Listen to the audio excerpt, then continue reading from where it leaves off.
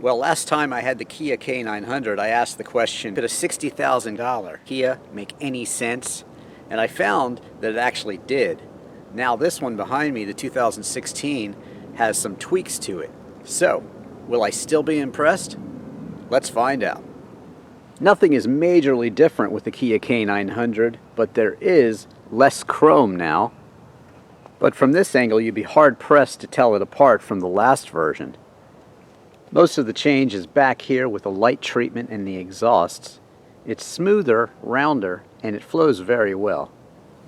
All in all, it's a great shape that really says luxury. You're not sure if it's a Jag, you're not sure if it's some other nice high-end sedan from Europe, but I think that speaks volumes about the success of this design. Kia did a good job, and I think it's a good thing that no one knows that it's a Kia at first glance, and they'll be surprised and they'll be intrigued too. Really no surprises inside, just a very modern, luxurious interior with very adjustable and extremely comfortable heated and ventilated seats.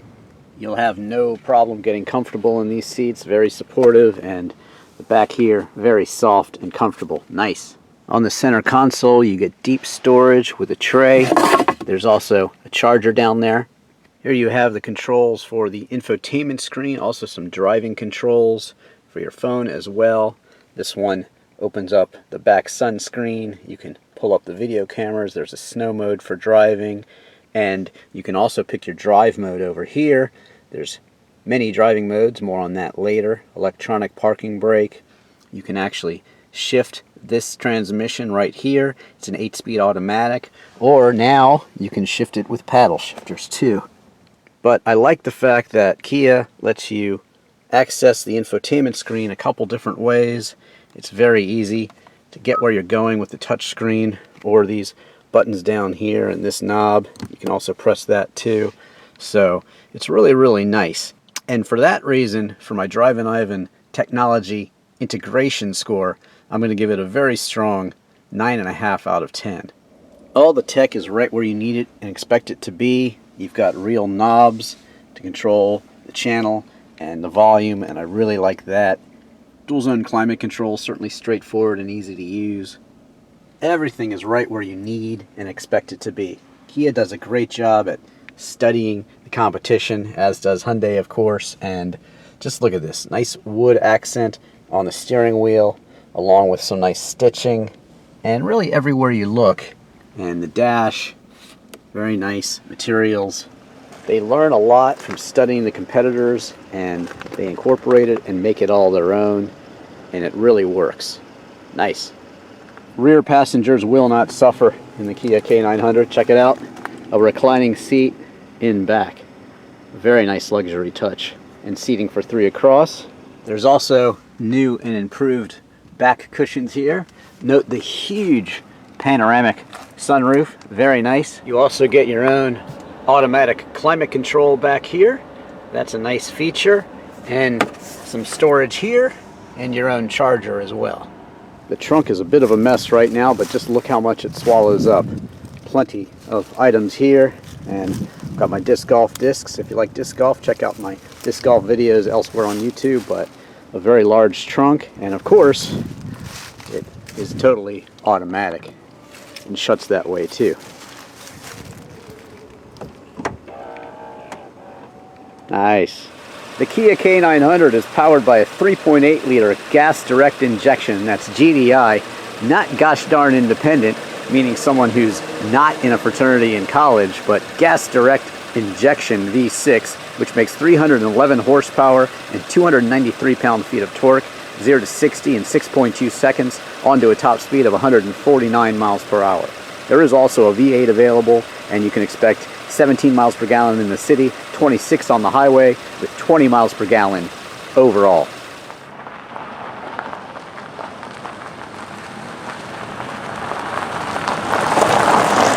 So in terms of pricing, the Kia K900 starts out at $54,900. Now there's the $5,000 VIP package, and that includes heads-up display, autonomous emergency braking, blind spot detection, lane departure warning system, rear cross traffic alert, advanced smart cruise control, surround view monitor, driver seat with power cushion extension, front seat power headrests, front passenger seat power lumbar support, power reclining rear seats, lateral adjusting rear headrests, rear seat power lumbar support, premium headliner trim, and power door latches. So fully loaded, you're out the dealer door at just a tick under $61,000, and that's very fair money when you consider that the Lexus LS starts out at $73,000, and the Audi A8 and the BMW 7 Series both started right around $82,000, and the Mercedes S-Class starts out at $96,600, and so there you go.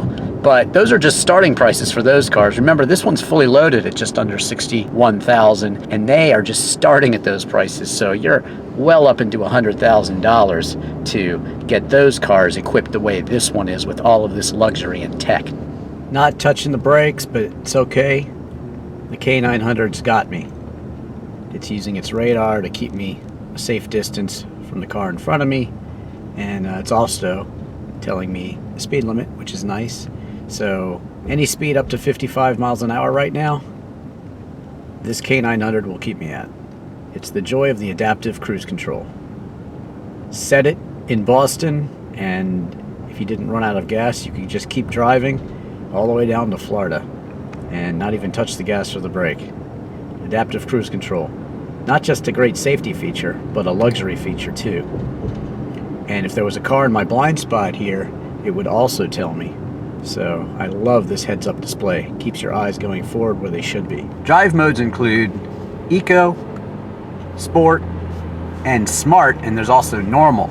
So Smart mode basically analyzes how you drive with your throttle input and how aggressive you are, and it basically maps the engine management and the throttle intake to match that. So it's probably best to leave it in there. I actually like to leave it in Eco mode because I like to save the most fuel most of the time, unless I see a twisty road or something like that. May as well save energy for our country most of the time. So it's a little rainy outside, and I kind of just tested the traction control on this K900, and no problems. I gave it the gas right in the middle of the turn, and it, lost a little bit of grip, but really nothing to think about. This car tracks very true. The ride quality just feels very, very solid, and whether you're in sport mode, normal mode, eco mode, it really is very, very quiet and very fast when you need it to be. It's really everything you want from a luxury car in terms of a ride. To me, it's the perfect balance between sportiness and comfort. It's not extremely sporty, but it is very comfortable. So you're sacrificing a little sport for the comfort factor. When you lean your head back like this into the seat, it's soft. It's very nice. And that's what a luxury car is all about, and you're not going to be let down with this Kia K900. So I'm in the sport driving mode, and while this is not really a sport sedan, it's more of a luxury sports sedan with more emphasis on luxury. It is pretty fun to drive, actually, and it's got considerable pep. So in terms of merging onto traffic or passing power, it's certainly got enough for most people. So I think this one is probably the right choice. Why spend the extra money? Because the V8 is certainly quicker, but most people aren't going to notice the difference from the V8 and the V6, and the fuel economy is better too, so may as well go with this one. So what's new for the 2016 model?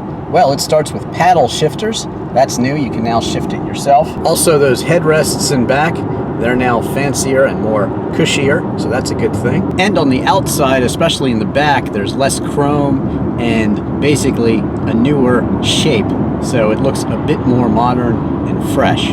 So the backup camera is great. You have the directional indicators. Turn the wheel, and then they tell you which way you're headed. Very nice. And then you have this all-around view here, which lets you know what's going on. And then, on top of all that, you have the sensors. And that is really nice. That tells you everything you need to know and makes parking a breeze. Checking out the night look here. Those USB inputs and the aux really show up quite well. A lot of red, which I'm not crazy about, but I like the gauges here. Same red carries over all over the place on the side here. So red, not my favorite color, but I do like the gauge cluster, and the infotainment screen looks good too. There's a reason people buy sedans. This K900 is large, it's roomy, it's comfortable. It's a cool morning, but the heated steering wheel is warming up my hands, the heated seat is warming me up even before the car can, and it's just very luxurious. There are some luxury car buyers that will never ever buy a car like the Kia K900 because even though it is luxurious, a lot of people buy these luxury cars because of the prestige of owning one. And right now, Kia does not have that prestige. They haven't been producing cars for 100 years, and they haven't won races. But still, this Kia K900 has a lot to offer those that are looking for luxury and really don't care about that extra stigma that goes along with those other luxury manufacturers, and maybe they don't even want it. Perhaps some people that can afford it, like many people who buy Lexuses, don't want the stigma attached to those import sedans from Europe. So the Kia K900 does have an audience, and it is an incredible car for those people that can appreciate it for what it is. I really don't have too much to complain about this Kia K900, but this transmission stock is a bit quirky. Takes a little bit of getting used to. It's kind of like the one in the 7 Series BMW and also the Toyota Prius. A little quirky at first, but you can get used to it after a while. The Kia warranty is awesome. You get a 10-year, 100,000-mile powertrain warranty. You get a 5-year, 60,000-mile basic warranty that includes roadside assistance, and you get a 5-year corrosion warranty with a 100,000-mile limit, and a 3-year maintenance warranty with 37,500 miles. So, very good. Now the back seats are so comfortable in this car, it might even be a great car to be chauffeur driven in. So, all those embassies in DC, if you want to save a bit of money, but still have an elegant look and not suffer for any luxury, the Kia K900 is actually a good car to look into. So in the end, with the subtle upgrades to the look and the paddle shifting, this Kia K900 is the ultimate luxury car for very little money. In many ways, it's unique because it does offer super, even import German levels of luxury, tech, and even good power too. And it does it at really a bargain basement price. And that's what this Kia K900 is all about. It really is a remarkable sport, but mostly luxury sedan. Thanks for watching. Don't forget to subscribe to me on YouTube. Don't forget to follow me on Twitter and Instagram. I'm Drivin' Ivan.